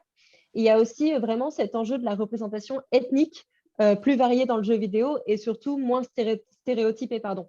Donc, est-ce que, Zoé, tu voudrais en parler justement, notamment au niveau du décalage entre la population des joueurs et des personnages qui sont représentés dans les jeux? Oui, bah, effectivement, ça c'est une vraie question parce que donc, notamment aux États-Unis, qui est un pays qu'on cite parce qu'en fait, contrairement à la France où c'est illégal, ils ont le droit de faire des statistiques raciales. Et donc, on parlait tout à l'heure de l'importance du data au final pour voir le problème vraiment en face. Aux États-Unis, les personnes noires et hispaniques, premièrement, achètent plus de jeux vidéo, donc c'est quand même un enjeu commercial, et deuxièmement, passent plus de temps à jouer. Partant de là, on voit que l'idée qu'on a un peu qui flotte du personnage blanc qui serait le standard et qui convient, qui est un peu le neutre qui irait à la plupart des joueurs, elle est déjà complètement fausse en fait, puisque ça veut dire que la plupart des joueurs ne se retrouvent pas dans ce qui est représenté d'un point de vue ethnique. Et c'est pas seulement, enfin, on a parlé du data, mais ça ne suffit pas d'avoir juste les chiffres simplement, puisque par exemple, jusqu'aux années 2000, on avait beaucoup de personnages, quand on prend vraiment les chiffres, il y a beaucoup de personnages non blancs dans les jeux vidéo. Donc on n'a pas l'impression qu'il y a un problème, sauf que quand on se penche sur la question d'un point de vue dans quel type de jeux vidéo on trouve ces personnages, ils étaient tous quasiment dans des jeux de sport. En fait, c'était des sportifs, quoi, même des personnes existantes dans le milieu du sport. Donc, à ce moment-là, est-ce qu'on peut parler vraiment de représentation quand au final, c'est encore un nouveau stéréotype qu'on trouve ces représentations-là que dans ce type de jeu? Et quand on parle des personnages racisés dans les jeux vidéo, souvent, ils sont un peu coincés dans des rôles secondaires. C'est rare qu'on puisse les jouer. Et surtout, ils restent très, très, très caricaturaux. Et donc là, voilà, je parlais, après les années 2000, le chiffre de personnages racisés a augmenté. Il y a une quantité plus grande de personnages, mais c'est pareil, quand on se penche sur le type de jeu, c'est tout à fait en corrélation avec l'essor des jeux qui se passent en milieu urbain, qui a eu beaucoup de mode, voilà, avec GTA, etc. C'est devenu, ça se fait beaucoup plus. Mais du coup, les nouveaux personnages racisés qu'on va trouver, ça va être quoi? Ça va être des dealers, des gangsters, des terroristes, encore des représentations hyper stéréotypées qui viennent rajouter à ces discriminations systémiques. C'est ce que je disais tout à l'heure. En fait, ça contribue à des violences qui sont réelles dans la vraie vie. Et donc, c'est vrai que du coup, en voyant ça, quand on va s'atteler à l'écriture d'un personnage qui est racisé, on doit faire face à des écueils avec lesquels, en fait, on ne peut pas transiger, qui est que nous, là, on est dans une société occidentale qui a un passif qui est colonialiste, qui est impérialiste, et qui a créé des schémas de pensée qui sont ancrés en nous et qu'il faut connaître pour justement savoir les dépasser, parce que sinon, on va tomber dans des mécanismes qui sont connus, qui se répètent, comme l'exotisation, par exemple, ou l'appropriation culturelle. Donc là, je ne peux pas développer, mais vous pourrez les retrouver dans le carnet si ça vous intéresse. Moi, aujourd'hui, j'ai choisi de parler du sujet du réalisme dans les univers historiques et fantasy, parce que ça, c'est quelque chose qui me parle beaucoup, vu que moi, j'ai fait des études d'histoire. En fait, quand on dit « oui, mais à l'époque, c'était comme ça, donc c'est pour ça, c'est pour être réaliste que nous, on ne va pas mettre des personnages de couleur, parce que c'était comme ça au Moyen-Âge, etc. » En fait, déjà, ça se base sur des connaissances qui sont fausses. En fait, aujourd'hui, on le sait, il y a des tas de gens qui font des tas de recherches incroyables sur le sujet. Le brassage de population, il n'était pas du tout ce qu'on imagine, parce qu'il faut voir que quand nous, on se penche sur ces univers-là, on se base sur quoi? Sur nos souvenirs de l'école, par exemple, mais l'histoire qu'on apprend à l'école de la République, elle aussi, elle a une histoire, et en fait, cette histoire, elle vient du 19e siècle et du roman national, et elle est orientée, elle n'est pas neutre, en fait. Là, je ne vais pas digresser sur le 19e siècle, mais donc ces images qu'on a en tête, même les films qu'on a pu voir, où il n'y a que des personnages blancs au Moyen-Âge, sont eux-mêmes inspirés de tableaux du 19e, qui sont eux-mêmes, en fait, c'est pas... Quand on croit être dans la neutralité et dans une forme de vérité, de réalisme, en fait, on est parfois dans une fiction qu'il est important de connaître, en fait, de savoir ce qu'elle est pour pouvoir rétablir, en fait, une représentation qui n'est pas juste une demande un petit peu arbitraire comme ça, mais qui correspond à une réalité qui a été effacée, en fait. Et donc, quelques pistes rapides, vous en aurez plus dans le carnet, mais si on veut écrire un personnage racisé qui sont intéressants, en fait, ça va être la même chose que pour toutes les autres discriminations. C'est en fait, il faut écrire un être humain qui est intéressant, en fait. Quelqu'un qui a une histoire, qui a des choses à raconter au-delà de là, dans ce cas-là, de son ethnicité ou de son genre ou de ses handicaps potentiels, etc. Il faut faire quelqu'un voilà, qui a des choses à dire, à apprendre aux joueurs, qui va susciter de l'empathie. Et également, c'est important, je pense, de regarder ce qui a été fait avant et de voir qu'on n'emprunte pas des autoroutes, donc des tropes. Si vous créez un personnage, je ne sais pas, d'un informaticien asiatique très, très intelligent qui adore les gadgets, ça a déjà pas mal été fait. Donc, il faut se poser la question de pourquoi ça existe comme ça et à quoi ça contribue de remettre une couche sur ces représentations-là. Exactement, et justement, notamment sur la question de la représentation des personnes racisées, je pense que Jennifer, toi, avec tout ce que tu mets en place avec Afrogameuse, tu pourrais en parler encore plus en détail sur voilà, cette représentation et le fait de se sentir représenté et du coup de pouvoir s'identifier au personnage. Oui, alors je pourrais en parler pendant des heures, hein, mais je vais essayer de garder, de faire un peu plus court que ça. Moi, je voudrais peut-être déjà commencer par la façon dont ces personnages sont pris en compte. Je trouve que, bah, comme le soulignait Zoé, ils ne sont pas forcément réellement bien pris en compte, mais ils méritent aussi, on va dire, d'être représentés de manière plus réaliste. Si on prend le simple exemple du cheveu afro, dans les jeux vidéo et de sa représentation, on voit bien que même si les technologies nous permettent de mieux le représenter, de mieux le concevoir de manière graphique, artistique, etc., de manière plus réaliste, on remarque déjà qu'il y a peu de représentation de ce type de cheveux, et pourtant on parle de cheveux, d'accord, donc d'une caractéristique très, très primaire, quoi. Enfin, c'est quelque chose de simple, tout le monde en a, et des fois, il n'y en a même pas du tout des cheveux afro dans les jeux. C'est-à-dire que même dans des jeux où on est censé pouvoir créer un personnage à sa propre image, on n'a pas la possibilité de mettre un cheveu de type afro. Du coup, c'est vraiment cette absence de choix qui, selon moi, est un réel problème pour les joueurs et les joueuses, parce qu'on a juste l'impression de ne pas exister, comme le disait Charlotte tout à l'heure. On a l'impression qu'on n'est pas adressé en tant que joueur potentiel, parce qu'on ne correspond pas aussi à la norme du gamer lambda, qui serait peut-être un garçon ou un homme, certainement blanc, hétérosexuel, dans je ne sais pas quel cadre de vie. Et on le voit aussi hein, que ce manque de représentation, il est existant, mais pas que dans les jeux, directement aussi dans le monde du streaming, dans le monde de l'e-sport et globalement dans toutes les sphères du jeu vidéo. Donc, je pense que les joueurs et les joueuses racisées notamment veulent évidemment se voir mieux représentés dans des histoires riches, mais aussi diverses. On parlait d'univers fantaisistes ou futuristes, comme tu l'as très bien dit, Zoé. Et ils veulent aussi faire face à des personnages qui ne sont pas ambigus, donc des personnages auxquels ils pourront réellement s'identifier. Ils veulent avoir ce choix-là. Moi, je voulais vous parler aussi d'un phénomène qu'on décrit comme étant un phénomène du mulâtre ascriptif. C'est en fait un espèce de sous-couvert pour des personnages qui voudraient représenter la diversité à travers un seul point, donc par exemple la couleur de peau, comme si ça serait suffisant. Et souvent, on fait face à des personnages qui ont une couleur de peau un petit peu mate ou bronzée, par exemple. Mais nous, ce qu'on remarque, c'est qu'avec ce type de personnage, on n'a pas forcément d'éléments d'identification possibles. Et je le remarque quand je demande aux gens, j'aime bien faire cet exercice, de demander aux personnes de me citer, par exemple, des héroïnes noires, donc positives, pas des héroïnes de jeux de sport, par exemple. Et très souvent, c'est les mêmes noms d'héroïnes non noires qu'on me renvoie, sous prétexte que le personnage a la peau mate. On me dit, bah oui, non, mais elle est noire, regarde, elle a la peau un petit peu bronzée. Bon, je suis pas sûre que quand on est une personne noire, on a vraiment envie de s'identifier à ça. Parce que quand on est aussi une personne noire, on est conscient du phénomène du colorisme, qui consiste en fait à hiérarchiser les couleurs de peau. C'est quelque chose qui se pratique en Asie, en Inde, en Chine, même en Afrique. Donc, quand on connaît le colorisme, on sait que dans ce contexte-là, les couleurs de peau les plus claires sont plus valorisées. Du coup, pour moi, il est important en fait, que les studios aillent aussi au bout de l'identité de la création de leurs personnages et qu'ils assument complètement. S'ils ont décidé de mettre en place un personnage principal féminin noir, par exemple, mettez-lui la peau noire. Ce n'est pas la peine de mettre une peau voilà, vaguement métissée ou parce que voilà, on a juste l'impression que ça a été fait pour cocher la case de la diversité et ça se ressent malheureusement.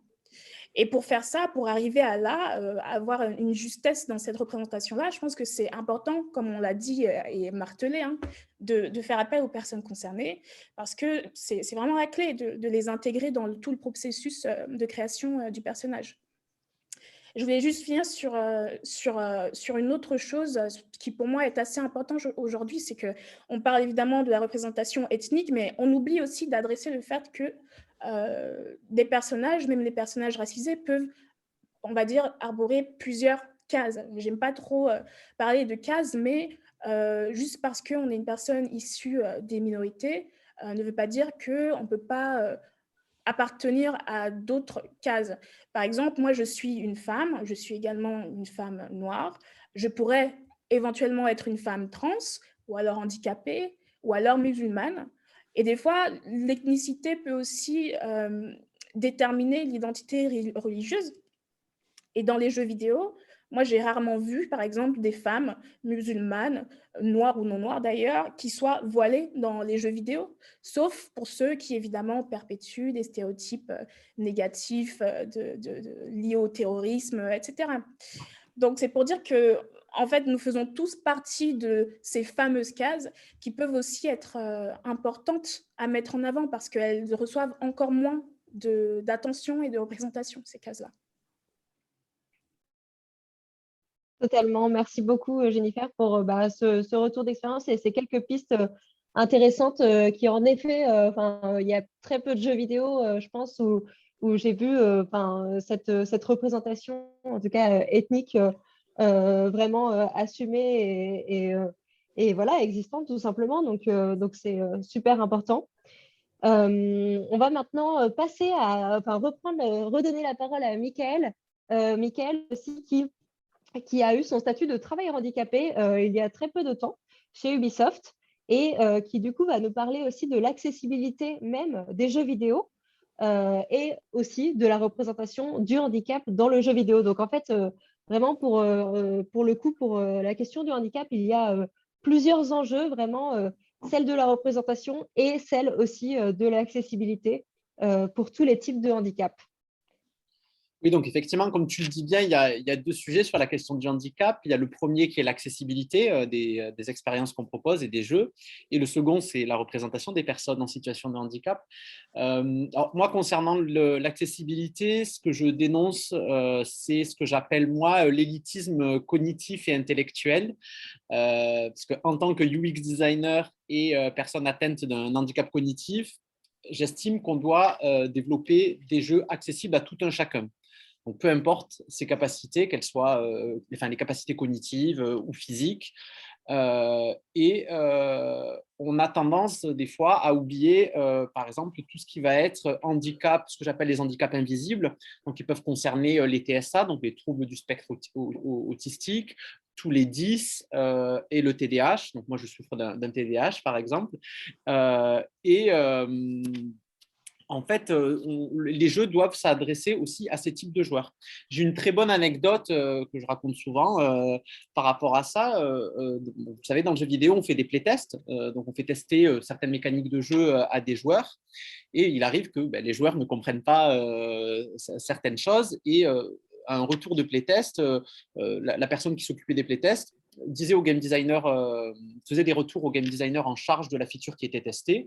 Il lui a dit désolé, le joueur n'a pas compris ce système-là, ou les joueurs n'ont pas compris ce système, ils étaient un petit peu perdus, tout ça. Et le designer a répondu c'est pas de ma faute si vous recrutez que des benets. Donc moi j'étais à côté et mon franc-parler, je lui ai dit tu sais, il n'y a pas de mauvais joueurs, il n'y a que des mauvais designers. Et ce que je voulais dire par là, c'est que qui nous sommes, nous, pour dire que notre jeu est pour une certaine élite intellectuelle. Ça veut dire que, quand tu dis ça, un enfant potentiellement atteint d'une trisomie n'a pas le droit de jouer à notre jeu, ou quelqu'un qui a… même je parle aussi des fois d'accessibilité sociale. En fait, des fois, on a juste une petite télé qui est super loin et on ne peut pas lire les textes. En fait, c'est pas juste… l'accessibilité, c'est pas juste le daltonisme, parce que ça, c'est le gros sujet, c'est le daltonisme, effectivement, qui est un sujet, mais c'est pas que ça, en fait. C'est vraiment rendre intuitif nos systèmes et accessibles à tout le monde. Donc, c'est aussi très, très UX, c'est mon approche de la UX. Et justement, tout ce qui va être l'accessibilité et la UX doivent être considérés très, très tôt dans les process design. Et il faut aussi rendre l'accessibilité accessible pour les devs, en fait. j'ai envie de dire, ça sert à rien de juste faire des guidelines d'accessibilité. Les mecs ne vont jamais plonger leur nez dedans et passer leurs features au crible des guidelines. Il faut trouver des moyens, on est dans le jeu vidéo, il faut gamifier l'accessibilité pour que ça devienne un outil ludique pour les développeurs et qu'ils soient conscients du début à la fin du développement du jeu de ce qu'est l'accessibilité et de ce qu'est proposer des systèmes objectifs, inclusifs et accessibles, et pas attendre la fin de la prod, se rendre compte que les joueurs ne comprennent rien et embaucher un UX designer en espérant qu'il colmate les brèches parce qu'il n'y arrivera pas, parce qu'un UX designer, ce n'est pas un magicien, et un UX designer qui bosse généralement sur l'accessibilité doit être intégré très très tôt dans une prod. Et pour ce qui est de la représentation, effectivement, il faut représenter l'handicap aussi de manière positive. Et encore une fois, je radote, mais Overwatch le fait très très bien. Il le fait très très bien, notamment avec Symmetra, qui a un trouble du spectre autistique, mais aussi avec toute la question du transhumanisme et de l'homme augmenté aussi. Montrer qu'être atteint d'un handicap physique, ça peut être aussi une force.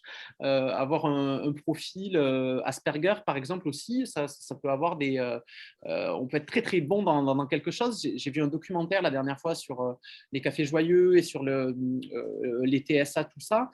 Et il y a une entreprise qui a justement, c'est Andros, je crois, qui a recruté beaucoup de personnes TSA, donc troubles du spectre autistique, et qui disaient, alors ils ont récupéré des datas, et ces personnes-là sont beaucoup plus productives que des personnes, on va dire, dans la norme, parce qu'elles sont hyper à cheval sur l'organisation, sur le fait que ce soit parfait.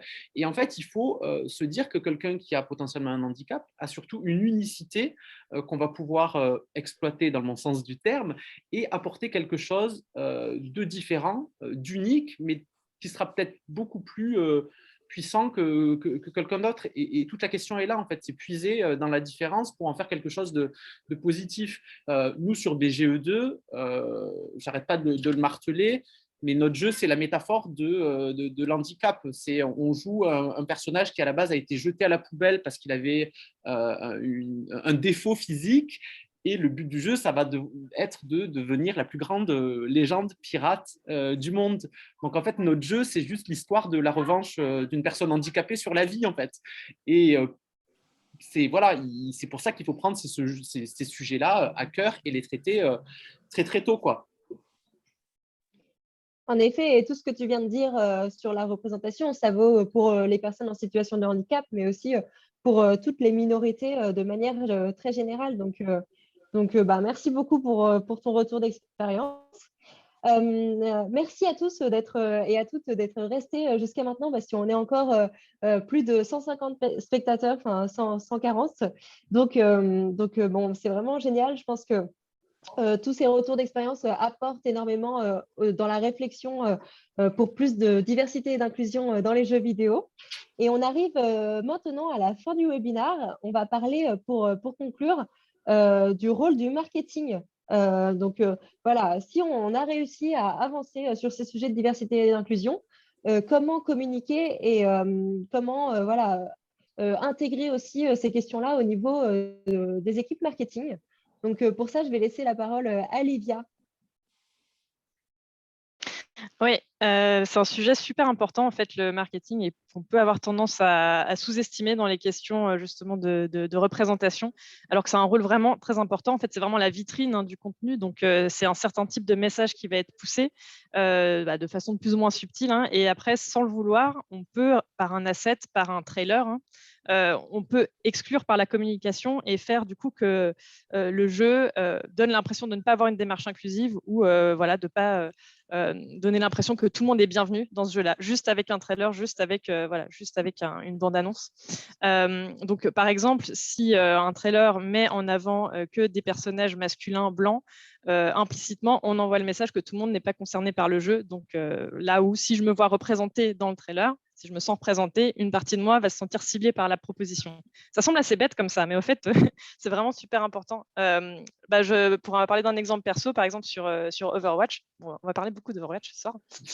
Mais moi, par exemple, je n'avais jamais joué à un shooter. Je me sentais jamais concernée par le genre. Et Overwatch, alors c'était pas que par le marketing, mais beaucoup m'a envoyé le message de ah mais tiens, ce jeu c'est peut-être pour moi. En fait, il y a des personnages féminins, la narration, le design, enfin il y a plein de choses qui me donnaient l'impression que finalement c'était un jeu qui pouvait me concerner tout à coup. Alors qu'avant c'est juste que je me sentais pas concernée par le genre parce que dans son marketing notamment, il envoyait le message que c'était pas forcément pour moi. Et là, on parlait un peu des femmes tout à l'heure, mais la représentation des personnages féminins, elle est très importante dans le marketing aussi. Et on avait fait toute une analyse justement sur les joueuses, donc notamment surtout les joueuses HD, leurs attentes, leurs motivations, qu'est-ce qui faisait qu'elles venaient au gaming ou pas. Et pourquoi elle jouait à certains jeux ou pas. Et si on regarde, en fait, on avait regardé les vieux trailers de Witcher ou de GTA V. Donc, à regarder aujourd'hui, c'est un peu, c'est là qu'on voit que les choses ont évolué quand même, parce qu'on voit que toutes les femmes sont soit super sexualisées, soit violentées, soit les deux. Hein. Donc, le message qui est clairement envoyé auprès des joueuses, même si c'est encore une fois pas forcément volontaire, mais c'est clair, c'est que ça, c'est pas pour moi et voilà, je me sens pas vraiment bien face à ce trailer-là, en fait. Et donc, ça n'a pas forcément empêché, encore une fois, aux joueuses de jouer à ce jeu. Hein, c'est pas le cas. Il y a eu des joueuses, il y a pas mal de joueuses, même sur Witcher et sur GTA, mais ça va en freiner une partie. Et ça, on le sait, voilà, parce qu'on a fait des entretiens justement avec les joueuses et qui ont dit non, moi, ça m'a pas intéressé. J'ai vu ça. Je me suis dit, j'ai pas encore envie de jouer à un énième jeu où les femmes sont violentées, sont sexualisées, où il y a de l'ultra-violence, etc. Donc voilà, réfléchir à ça aussi, se dire bon, c'est pas tout de faire le contenu, mais réfléchir au message que j'envoie. Ça peut être assez subtil, mais se poser la question et le tester pour voir qu'est-ce qui est compris en fait de ce trailer-là et par encore une fois des personnes différentes. Oui, totalement. Et comme on le disait, c'est aussi c'est l'enjeu d'intégrer tout le monde et de représenter la société dans son ensemble, donc avec ses richesses, ses différences, ses caractéristiques particulières. Est-ce que, Mary, toi, tu veux rebondir dessus? Ouais, moi je dirais qu'en fait, mettre en avant des personnages hors masculin blanc, c'est donner, d'envie à d'autres publics, d'autres personnes de s'intéresser à votre jeu. Mais en plus, c'est pas exclusif de votre public habituel. C'est-à-dire que, la majorité des joueurs vont pas avoir un urticaire, d'un coup sur la totalité du corps parce que vous mettez en avant un personnage féminin ou en avant un personnage racisé. Si vous prenez, des exemples récents, il y a la série à succès des Life is Strange. Les personnages qui sont mis en avant dans Life is Strange, c'est des personnages féminins, c'est des personnages de la communauté LGBTQIA+, c'est des personnages latinos pour le second et pourtant, le public est au rendez-vous. C'est pour ça que c'est une série à succès. Il y a le 3e qui vient d'être annoncé.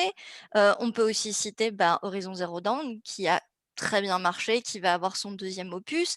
Là, j'y pensais, mais il y a A Plague Tale: Innocence qui a valu plein de Pégase à Asobo Studio. Enfin, vraiment, on voit que les joueuses sont au rendez-vous et que, vous pouvez avoir des personnages qui sont pas le mec cis blanc de base ultra musclé et les joueuses sont là, en fait. Et Livia en parlait un peu plus tôt du fait que, pour tout ce qui est séries et films, il y a une nouvelle génération qui arrive et qui veut ces représentations. En fait, pour le jeu vidéo aussi, elle est là, cette génération.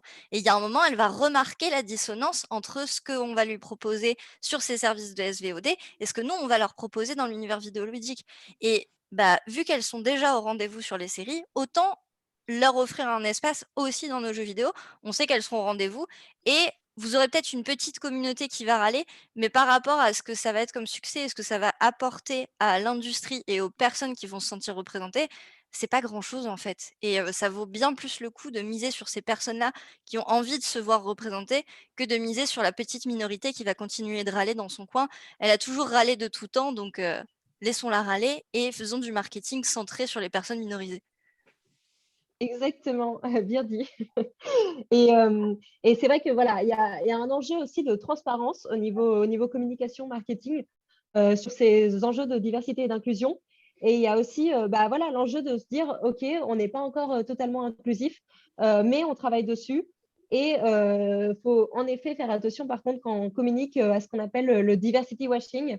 Ça va être des entreprises, des studios de jeux vidéo et d'autres entreprises qui vont communiquer sur l'inclusion et la diversité sans l'être au sein même de la boîte. Donc, peut-être que Jennifer, je te laisse en parler parce que tu as des retours d'expérience à nous faire sur ce sujet. Oui, alors c'est aussi parce que je suis en reconversion professionnelle pour on va dire, travailler en marketing du jeu vidéo. Mais j'ai un background marketing moi-même. À ce niveau-là, je pense que c'est important d'avoir cette transparence dès le départ, surtout quand on est des petits studios. C'est vrai que pour les jeux indés, c'est un peu grâce à eux qu'on a commencé à avoir un peu plus de diversité en fait directement dans les jeux, parce qu'ils essayent aussi de se démarquer, et c'est grâce à eux qu'on a des personnages avec des backgrounds différents, avec des ethnicités un peu différentes aussi. Mais je pense que surtout pour les petits studios, c'est important d'avoir cette démarche de transparence quand on lance un Kickstarter, de dire dès le départ et de communiquer sur le fait que notre jeu, les personnages du jeu vont ressembler à tel ou tel simplement, et de dire aussi qu'on a peut-être travaillé avec des consultants, des sensitivity readers, des personnes concernées pour réaliser le jeu. C'est bien entendu devenu un argument marketing, mais ça n'en reste pas, c'est pas d'évaluer malgré tout. C'est-à-dire que c'est un levier puissant et c'est un levier important pour la cible des joueurs et des joueuses aujourd'hui. Donc, je pense que c'est important de le dire. Et c'est pour ça que je pense que s'il y a un studio qui est par exemple composé de 10 hommes blancs qui décident de lancer un jeu sur la colonisation française, vous comprenez que ça comporte des risques. Je pense que chez Afrogameuse, on est justement partenaire d'un studio belge qui s'appelle Marathus Games. Ils ont lancé un Kickstarter qui présente leur projet, qui est vraiment un jeu de cartes narratif et qui porte sur l'esclavage. Au départ, quand j'ai vu le projet, j'ai eu un petit peu peur. Et je suis quand même allée discuter avec eux et ils m'ont expliqué que dans leur approche, ils ont justement fait appel à des personnes, des consultants qui sont des experts en fait sur les questions qu'eux, ils ne maîtrisent pas parce que c'était des hommes et des femmes blancs hétérosexuels. Du coup, eux, ils ne maîtrisaient pas forcément les stéréotypes racistes, les sujets LGBTQIA. Et le fait d'avoir fait appel à ces personnes-là l'ont apporté suffisamment de légitimité aussi dans le travail qui a été fourni. Le Kickstarter, évidemment, a absolument fonctionné. Et je pense que cette transparence, c'est aussi un levier marketing qui devrait devenir naturel, en fait, pour les studios.